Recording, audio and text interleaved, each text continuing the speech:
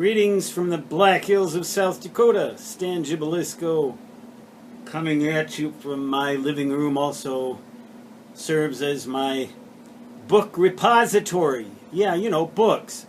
Books, you know, you know, these things behind me here, these things that have these papers in them that are all glued together, and you turn them over like that, you know, one by one, and you can mark on them and you can burn them. Well, don't burn them. That's not good. But you can, well, you can burn a tablet PC too. You know, I mean, that's not good either. But here's the deal with that. I just got a correspondence on YouTube. People are watching these videos and taking me seriously sometimes. I think it's pretty obvious when you're not supposed to. But I would like you to take me seriously for just a moment now. This person is a highly respected and advanced research scientist somewhere in Europe, as I understand it. I'm not going to go any further than that for fear of revealing anybody's identity, but he was very complimentary to my YouTube instructional videos, and so it just goes to show you never really know who's watching these things. And his opinion, we got to a little bit of discussion. I mentioned that I thought videos were going to supplant printed books as the primary mode of education, and he seemed to differ with that a little bit, saying that it's better to teach at the speed of thought. Well, I don't know. I guess it is true that in videos my mouth often gets way ahead of my brain.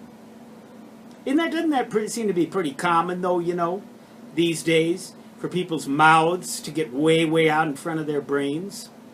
There are certain people whose brains still stay ahead of their mouths, and I shall refrain with the greatest difficulty from identifying them, for fear that everybody else will be insulted, or that somebody will attack me because I said that or this or the other. But the deal with this is these books behind me. Not only do they serve as good decoration, but they help to insulate against the cold too. I'd love to line my walls with these things so that would provide better energy efficiency for my house. But there's another reason to have books.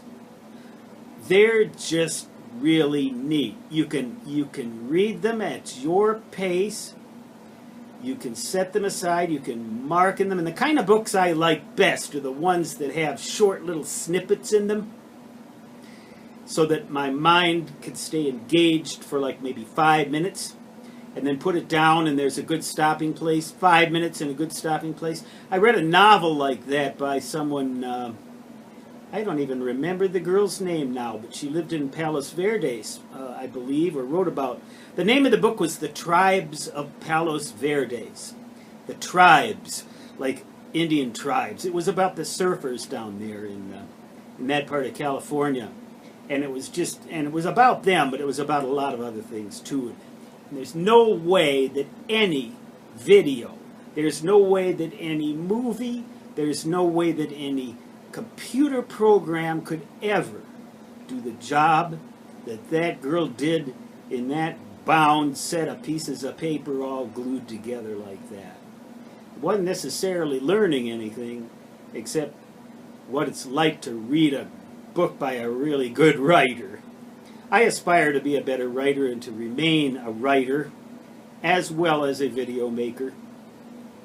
And hopefully I'll be in a little bit better physical position than this. You know, now down here, you know, I got like my Kindle Fire and stuff. But I love those electronic book readers. They're great.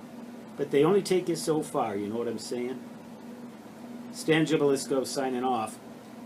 Waiting for another winter storm to come through here. Till next time, so long.